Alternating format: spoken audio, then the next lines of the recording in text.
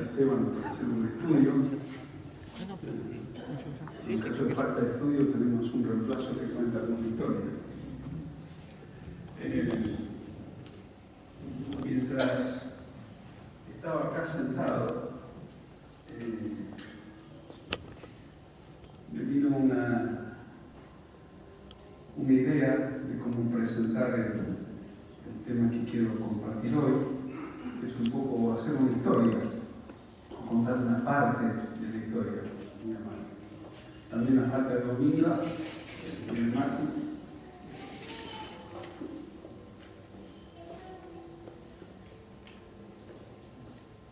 Y como introducción, hace bastante tiempo vengo inquieto pensando en la iglesia primitiva y cómo la iglesia primitiva contaba todo lo que vivía, todo lo que se cuenta, las experiencias que tenían, que nos cautivan. Pero en los últimos meses he estado leyendo acerca de la historia para ver cuál era la raíz, la vida cotidiana, la vivencia, la creencia de la iglesia primitiva para vivir todo lo que vivían. Y recién mientras estaba acá me vino a la mente un escrito que me gustó mucho. Es una carta que se encontró, se llama La Carta a Diogneto. Obviamente un nombre de aquella época, ¿no? Vos conocen, tienen algún pariente que se llame Diogneto. Viene de aquellos datos. Y les leo, es breve. Poco se sabe acerca del origen del documento que a continuación presentamos. Algunos creen que fue Hipólito de Roma, lo que la situaría temporalmente a comienzos del siglo III. En cuanto al destinatario, Diogneto, puede ser un nombre propio, quizás un pagano ilustre, quizás el título dado a un emperador, Marco Aurelio puede ser, o su tutor, con la finalidad de responder a su interés por la conducta y doctrina de los primeros cristianos. Una particularidad de este documento es que no se encontró en una biblioteca, como supondríamos, o en un monasterio. ¿Saben dónde se encontró? En una pescadería. Había una pila de papeles para envolver el pescado, y un monje fue a comprar pescado, le llamó la atención, lo agarró, y menos mal que lo agarró, porque era todo un documento. Y la carta dice así: ¿por qué los cristianos no se distinguen? Porque los cristianos no se distinguen del resto de la humanidad, ni en la localidad, ni en el habla, ni en las costumbres. Porque no residen en alguna parte en ciudades suyas propias, ni usan una lengua distinta, ni practican alguna clase de vida extraordinaria, ni tampoco poseen ninguna invención descubierta por la inteligencia o estudio de los hombres ingeniosos, ni son maestros de algún dogma humano, como son algunos. Pero si bien residen en las ciudades de los griegos y los bárbaros, según ha dispuesto la suerte de cada uno, siguen las costumbres nativas en cuanto a alimento, vestido y otros arreglos de la vida. Pese a todo, la constitución de la propia ciudadanía que ellos nos muestran es maravillosa, paradójica y evidentemente desmiente lo que podría esperarse. Residen en sus propios países, pero solo como transeúntes. Comparten lo que les corresponde en todas las cosas como ciudadanos. Soportan las opresiones como forasteros.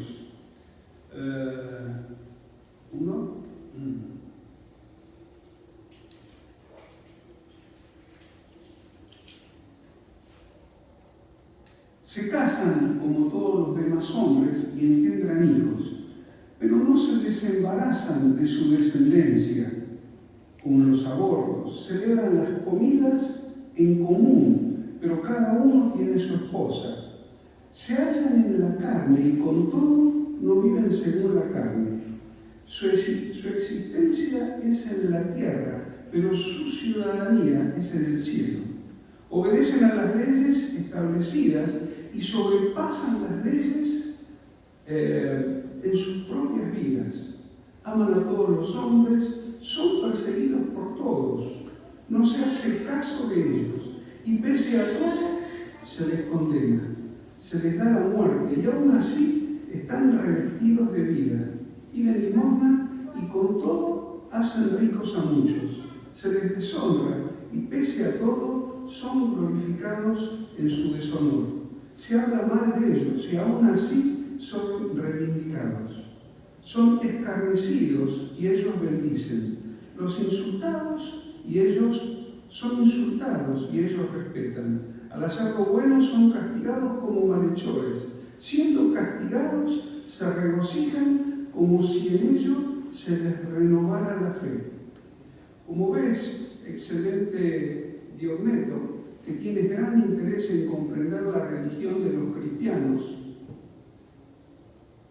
y que tus preguntas respecto a los mismos sobre el Dios en quien confían y cómo le adoran, para tener en consideración el mundo y despreciar la muerte, sobre cómo hacen el menor caso de los temidos dioses griegos, ni tampoco observan la superstición de los judíos, sobre la naturaleza del afecto que se tienen los unos por los otros y por lo que este nuevo interés ha surgido en las vidas de los hombres ahora y no antes.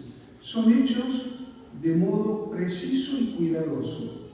Te doy el parabién por tal celo y pido a Dios que nos proporcione tanto el hablar como el oír. Que a mí me sea concedido el hablar de tal forma y que tú puedas mejorar por el oír, a ti que te puedas escuchar de modo de quien habla no se vea decepcionado. Perdonen la distancia, me complica. Es una carta espectacular.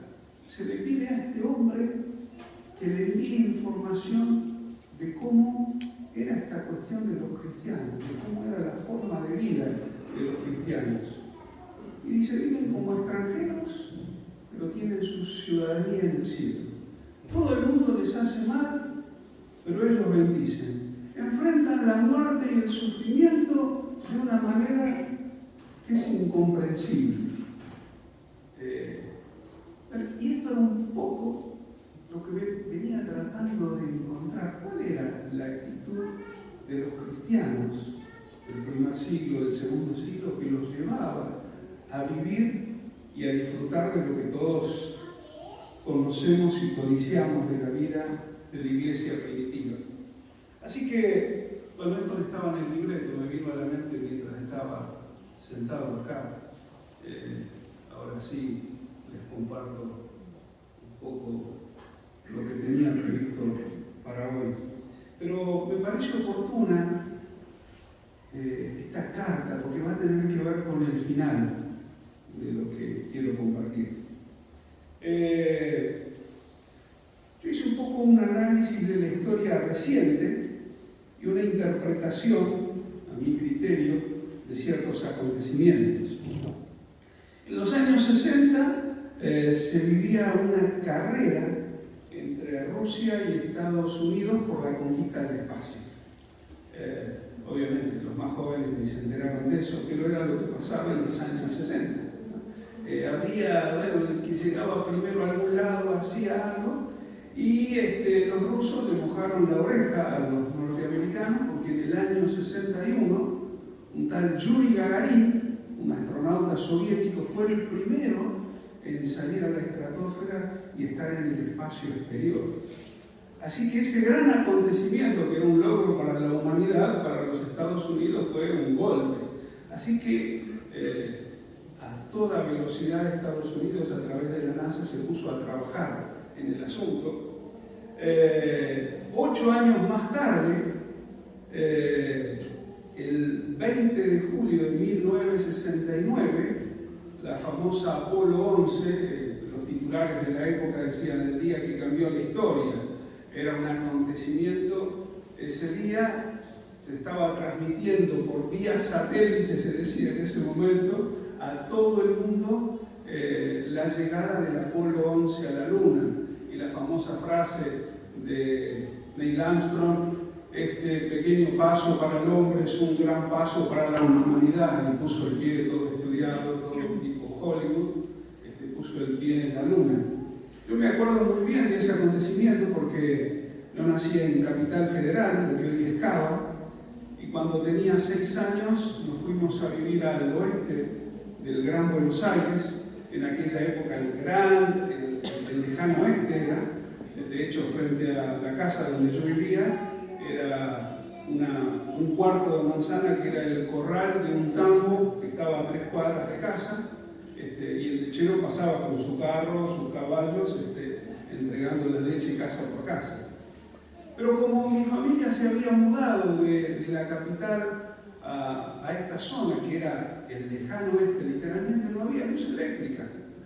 Así que una de las cosas que hizo mi papá cuando llegó es convocar a 3 o 4 vecinos, formar una sociedad de fomento, y después de mucho esfuerzo lograron que nos conectaran la luz eléctrica ahí en el lugar. Así que, bueno, para la gente del barrio era una gran novedad, para nosotros era algo que extrañábamos porque la habíamos disfrutado donde vivíamos. Así que mi familia era la única que tenía televisión en el barrio. Así que esa noche de 1969, todos los vecinos sentados en el living de casa, como si fuera un cine, viendo el momento que aterrizó, bueno, no aterrizó, alunizó.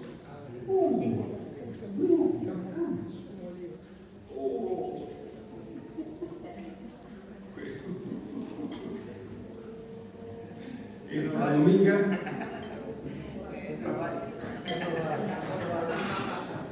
No van a poner celosos acá. Yo con un vaso de agua. Te patearon del carro, ¿no? Así que esa noche fue espectacular. Todos los vecinos, ninguno tenía, todos apilados ahí en casa. Me acuerdo que el vecino que era carpintero había hecho, ya con tiempo previsto para el acontecimiento, había hecho banquitos para los más grandes así, para los más chicos así, y para los más chiquitos, banquitos chiquititos. Así que teníamos toda una escalerita en el living. Era un show eso, ¿no? Y vimos el famoso alunizaje. Después de eso, obviamente, bajó mucho el interés. Ya después de eso, ¿qué se puede esperar? Antes de fin de año, en noviembre, hubo otro lanzamiento, la Apolo 12, de la que no se sabe absolutamente nada. Contra todos los pronósticos, la nave despegó.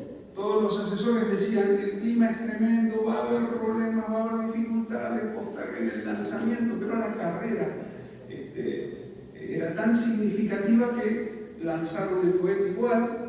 A los pocos segundos de lanzarlo, un rayo impactó el cohete.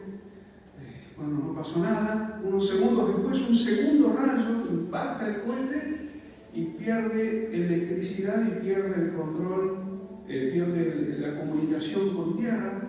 Pensaron que lo peor había pasado, y unos segundos después los astronautas, siguiendo todos los protocolos de inconvenientes, logran restablecer el control de la nave, y el viaje, según los planes, es exitoso. Pueden volver a bajar a la Luna y hacer lo que tenían que hacer. Bueno, y un poquito después, solo unos meses después, en abril esto es una clase de historia, en abril del 70, tenemos el famoso vuelo del Apolo 13. Por ahí algún veterano se acuerda, la mayoría no, pero todos creo que habrán visto, la mayoría, la película de Tom Hanks, Apolo 13, que es espectacular. Se dice en la historia que salió la nave, a los pocos minutos iba todo tan bien, acostumbrados a los contratiempos, que el jefe de operaciones en tierra dice: esto va tan bien que vamos a morirnos como ostras aquí abajo. A los pocos minutos se escucha una frase histórica, que llega hasta nuestros días. Houston, tenemos problemas. Si ustedes ponen en Google la palabra Houston, no le dice que es una ciudad de Estados Unidos ni ninguna otra cosa. Houston, tenemos problemas. La frase original no era exactamente así. Aquí arriba estamos teniendo problemas, pero se conoció popularmente como Houston, tenemos problemas. Muchas veces cuando surge un inconveniente usamos la frase medio en chiste.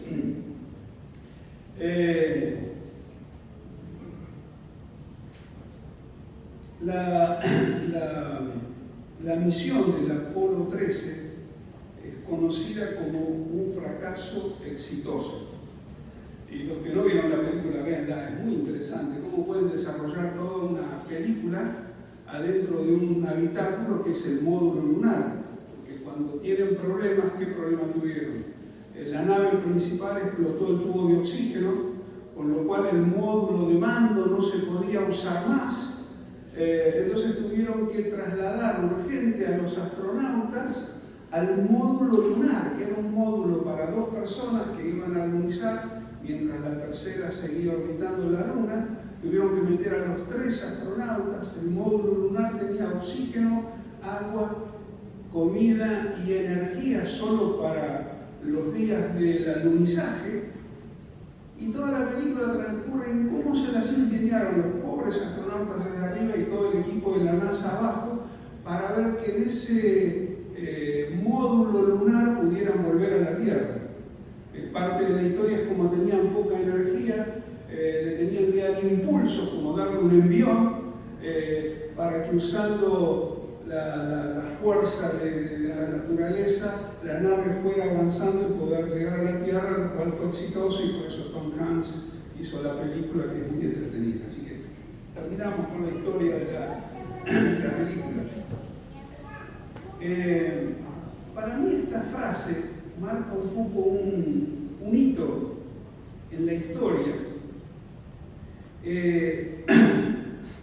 Las dificultades formaban parte de la vida y aceptarlas y trabajar sobre ellas era el desafío, como algo natural.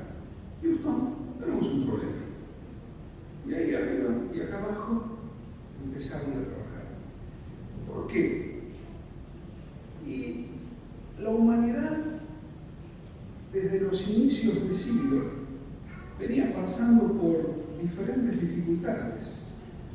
De 1914 a 1918 habíamos tenido la Primera Guerra Mundial. Tremendas muertes, mutilaciones de las personas, algo terrible que había pasado. Terminando la Segunda Guerra Mundial, empieza la peste española. Por esta peste española murieron 5 veces más de personas que en la Primera Guerra Mundial. Fue terrible. Pobres los españoles, ligaron el nombre de la peste, no sé por qué, porque no tiene nada que ver con España. La peste se inició en Estados Unidos y en otros países. Pero como la gran difusión se dio a través de la prensa española, la ligaron los españoles y es conocida como la peste española, porque en realidad poco tenían que ver. Después de eso, entre 1939 y 1945, viene la Segunda Guerra Mundial, de la que conocemos un poco más y las películas nos han informado mucho y demás. Hasta aquí la tragedia, el dolor y la adversidad formaban parte de las vidas en todo el mundo. Yo no sé si a ustedes les habrá llamado la atención, como a mí, que cuando uno habla de los abuelos o los bisabuelos, la adversidad formaba parte de las vidas. Charlando con Patti sobre los abuelos de Patti, el abuelo de Patti se vino de Europa porque en 3 meses había perdido a los padres y a varios hermanos con la peste. Así que, jovencito, se embarcó en un barco y se vino para acá a probar suerte a otro lado. Y eso era muy común. Si rastreamos un poco la vida de abuelos o bisabuelos, era muy común que las familias tuviesen 12 hijos, 15 hijos, pero sobrevivieron 8 nada más. O sea, la adversidad y la muerte era parte de la vida de todas las personas. Era normal que en una familia de tantos hijos solamente hayan alcanzado la niñez un porcentaje. El resto morían los primeros 2 años. Pero eso hacía que hubiese una realidad que era común para la época. Vamos avanzando un poquito. ¿Qué empieza a producir un gran cambio en todo esto? En 1928, un científico, un investigador inglés, trabajando en Londres, descubre accidentalmente, es interesante la historia, la penicilina. Y con eso cambia totalmente la ciencia médica. En la Primera Guerra, hasta la Primera Guerra Mundial, la gente la amputaban, se moría por las infecciones, con la peste no había nada que se podía hacer. A partir del descubrimiento de la penicilina y del desarrollo de la medicina, se empiezan a alcanzar un montón de logros para tratar las enfermedades. Hasta esa época, lo que hacían los médicos es darle algo para sufrir un poco menos, pero no se podían tratar las enfermedades. Si una persona se agarraba una infección, se moría. Una infección de muela, de un oído, o de un accidente y una fractura. Y no había nada que hacer. Y como muchas de las cosas que son una bendición, el hombre tiene la habilidad de las buenas cosas convertirlas en malas. ¿Y esto qué es una bendición? Hizo que el hombre tomara una seguridad en sí mismo, en sus logros, en su poderío, que se sintiera un poco invencible.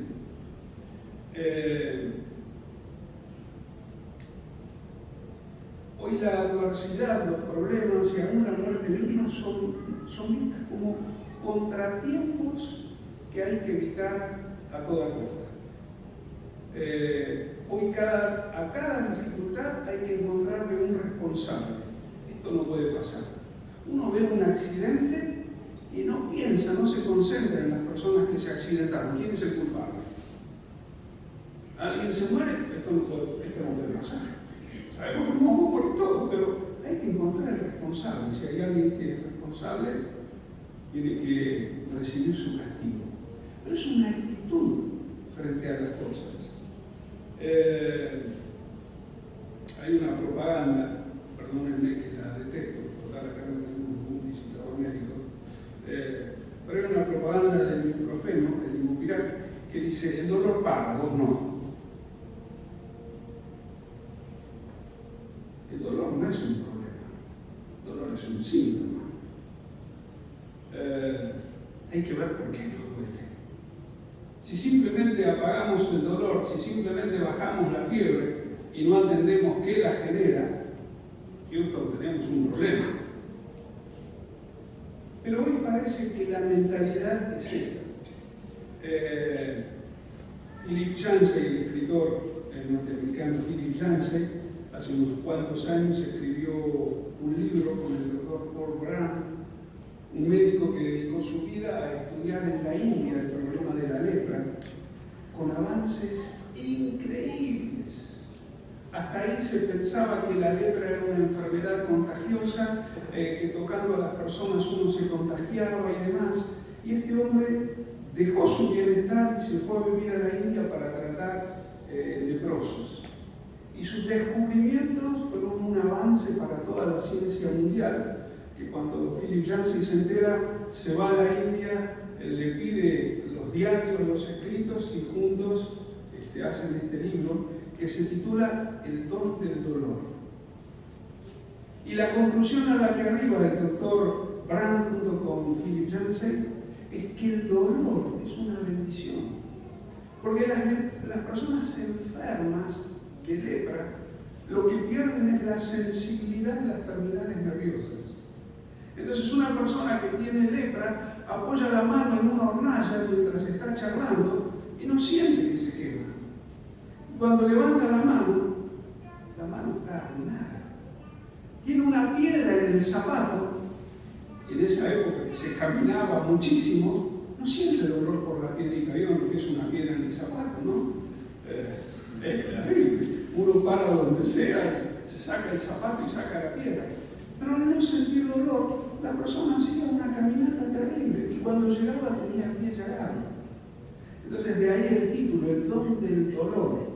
Y hace toda una comparación el libro acerca del dolor y nuestra vida espiritual. Cómo el dolor, cómo esas cuestiones son señales para prestar atención.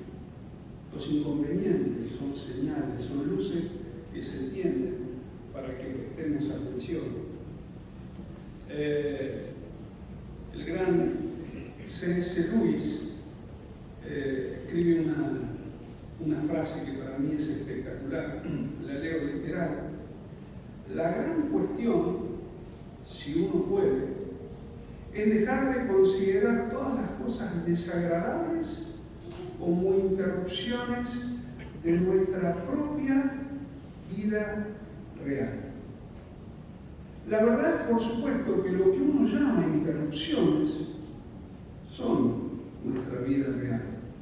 La vida que Dios nos está mandando día a día, lo que llamamos vida real, es una fantasía de nuestra propia imaginación. Este hombre tenía la capacidad de escribir en pocas palabras algo que a mí me llevaría varias hojas, ¿no? Cuando se presenta un problema, decimos esto es una interrupción, está interrumpiéndome la vida. Y lo mantenemos ahí alejado como algo dañino. Y sin embargo, Luis dice, esa es la vida. Y Dios está tratando de trabajar en nosotros con esas cuestiones de la vida que nos llenan todo el tiempo.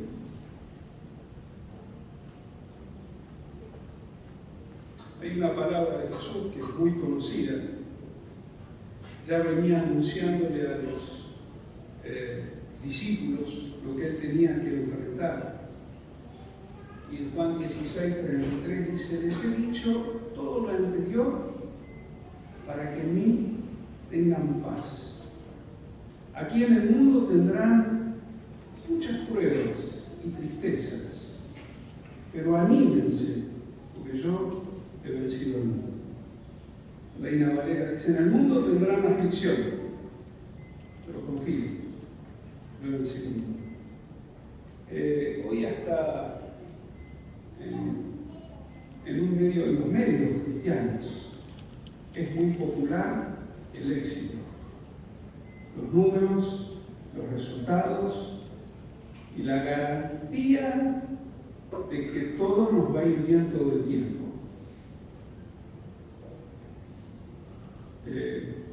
Creo que no es lo que se lee de las palabras de Jesús mismo. Vuelvo a leerlo tal cual. Les he dicho todo lo anterior para que en mí tengan paz. Aquí en el mundo tendrán muchas pruebas y tristezas, pero anímense, porque yo he vencido al mundo. Las situaciones que se nos presentan, cuando podemos decir la famosa frase, Houston, tenemos un problema, parte de nuestra vida. Y a nosotros no nos pasa nada que pase desapercibido para Dios. Dice que hasta si se cae un cabello de nuestra cabeza, Él lo sabe. Está dentro de su control. Ahora, ¿por qué nos pasa? El apóstol Pablo dice, mas cuando venga lo perfecto, conoceré como fui conocido. Ahora, en parte conocemos, en parte profetizamos, hablamos sin saber mucho. Decimos, creemos y hablamos, pero la verdad no entendemos. ¿Quién puede dar todas las respuestas? Hay gente que las da, pero no con mucho fundamento. En el mundo tendrán aflicción, pero confíen, yo he vencido al mundo.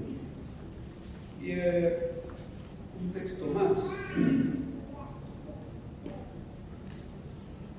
Todos recibieron en la invitación 2 versículos de Santiago 1, capítulo 1, versículo 2 y 3.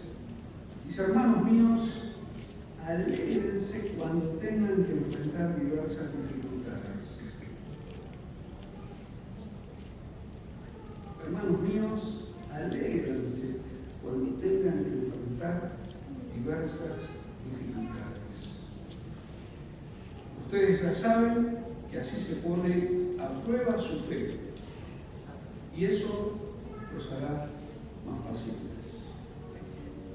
Hermanos míos, alégrense cuando tengan que enfrentar diversas dificultades. Hace unos cuantos años teníamos una reunión de oración ahí por donde está Jorge y Sandra y Norma.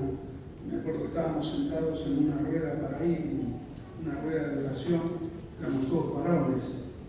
Y después de charlar un rato, un hermano me preguntó: ¿y cuál es tu carga? ¿Qué le estarías pidiendo al Señor? ¿Vieron esas cosas que quedan registradas en la memoria de uno, pero impecables? Y yo le digo: yo creo que aprendí una cosa. ¿Se acuerdan de ese versículo que dice: gozosos en la esperanza, sufridos en la tribulación, constantes en la oración? Yo creo que más o menos aprendí esa parte de sufridos en la tribulación. Me parece que ya le encontré la vuelta. Me vuelvo a preguntar: entonces, ¿cuál sería tu pedido? Y yo le dije: poder gozarme de la tribulación.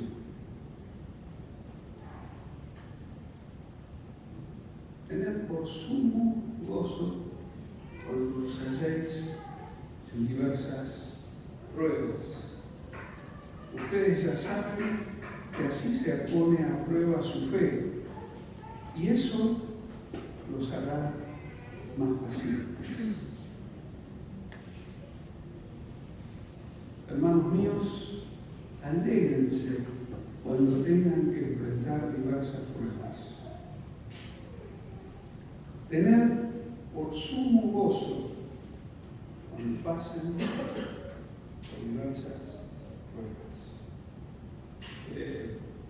No es tan popular esto. Si uno pone un cartel así en la entrada, ahí en la calle, que todavía Juancito no te hicimos caso y no pusimos cartel.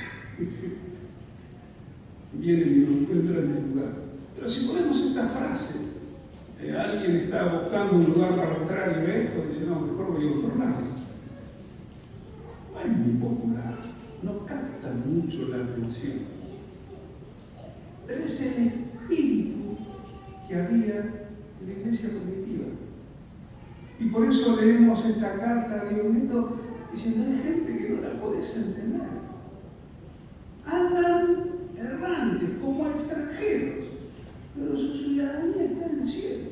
Enfrentan la muerte y las dificultades como si estuviesen pasando la de lo mejor. Y es interesante que hay muchos relatos, en general los relatos que podemos encontrar en cartas de la iglesia primitiva eran historias de martirios. Notaban el testimonio. ¿Saben lo que le pasó a tal? Lo llevaron al circo y vos sabés que antes de que le prendieran fuego dio una palabra desde ahí. La vara estaba ahí. Lo común era cómo enfrentaban el martirio y cómo salían. Y ahí esta carta que podemos tener, pero podríamos tener muchas otras. Entonces, ¿qué era lo que caracterizaba a la iglesia primitiva? Una visión que iba mucho más allá de lo temporal y del bienestar personal y colectivo. Tenían puesta la vista en las cosas de arriba. Lógico, después acá en la tierra pasaban cosas que la gente quedaba asombrada. Había presencia de Dios, había poder, había señales, había prodigios. Pero porque había una vida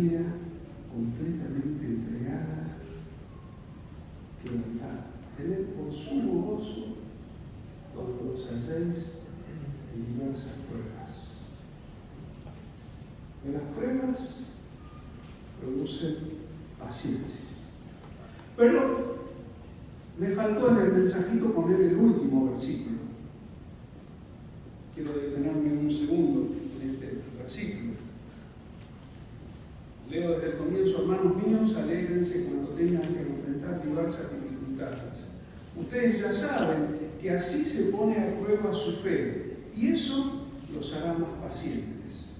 Versículo 4. Ahora bien, la paciencia debe alcanzar la meta de hacerlos completamente maduros y mantenerlos sin defecto. Uno puede tener el tipo de paciencia que uno puede decir: este es un pancho, no mueve la aguja nada. Y no estamos hablando de eso. Tenga la paciencia, su obra completa, para alcanzar la meta de hacerlos completamente maduros y hacerlos sin defecto. En el mundo tendremos aflicción. Lo dijo el Señor. Él lo vivió.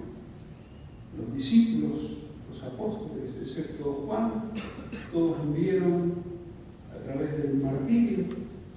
Cantidad de miembros de la iglesia primitiva hasta el año 200 y pico murieron de la misma manera. En el mundo tendrán aflicción, pero confíen, yo he vencido el mundo. Vivimos en una época en donde los problemas, como dice Luis, son interrupciones de nuestra vida y no tenemos la capacidad de verlos como las cuestiones que Dios nos pone por delante para cumplir con esos desafíos y crecer. Acá tenemos muchos docentes. ¿Qué hace un buen docente cuando un alumno no termina de aprender algo? Lo aplaude y le da un beso en la frente y dice: bueno, buenito, no importa, dale que va, algún día lo vas a aprender. Bueno, por ahí las autoridades ahora están diciendo eso. Pero un buen docente no dice eso. A mí me gusta usar la frase jugando con las palabras. Para ser aprobado, hay que ser probado. Para aprobar un examen, hay que pasar el examen. Me acuerdo de mi época de los inicios de secundaria, con exámenes cuatrimestrales, eran películas de terror. Cada 4 meses se paraba el ciclo lectivo y venían los cuatrimestrales. Y no era saquen una hoja, era ir un día especial, a una hora especial. Uno temblaba de la proa hasta la popa. Era de terror. El mío, el del Apolo 13, fue un fracaso exitoso. El mío fue un fracaso rotundo. En todos los cuatrimestrales, a la próxima fecha. Pero si no somos probados, no podemos ser aprobados. La cultura de hoy nos lleva a otra cosa. Todo te tiene que ir bien, y si no te va bien, revisar. Por ahí tenés algún pecadito, por ahí pasa algo, o no tenés fe, en el mejor de los casos. Son lindas expresiones de deseo. Nos encantaría que todo vaya como nos gusta. No como nos gusta a nosotros, no como Dios dispone. Hermanos míos, alégrense cuando tengan que enfrentar diversas dificultades. Ustedes ya saben que así se pone a prueba su fe. Y eso los hará más pacientes. Ahora bien, la paciencia debe alcanzar la meta de hacerlos completamente maduros y mantenerlos sin defecto.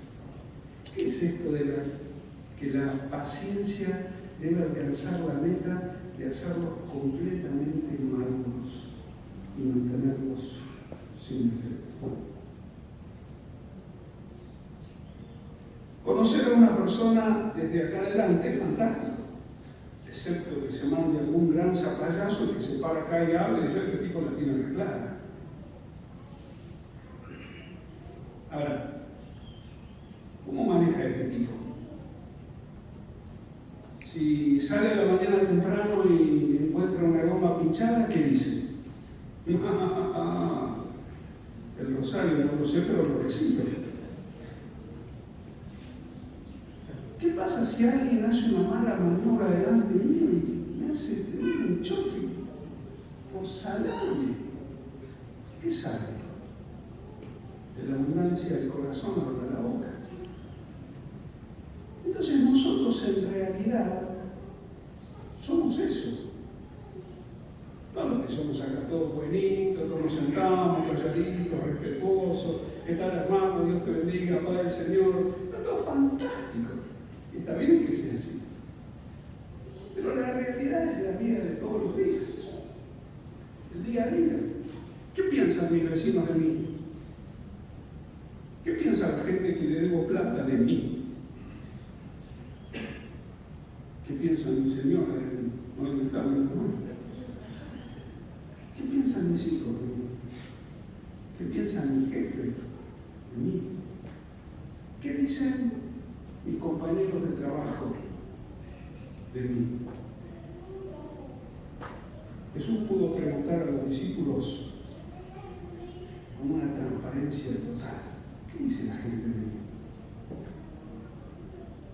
¿Y ustedes? ¿Qué dicen de mí? Imagínense que tuviesen que hacer esa pregunta hoy cuando llegan a la casa. Se sientan a la mesa, están por comer y se arruinan la comida. Preguntamos a los que comen con nosotros, bueno, ¿qué piensan de mí? Ay, Houston, tenemos un problema. Esa es la vida real. ¿Cuánto tiempo pasamos en comunión? Es hermosa la comunión, es hermosa. Es hermoso el tiempo de alabanza.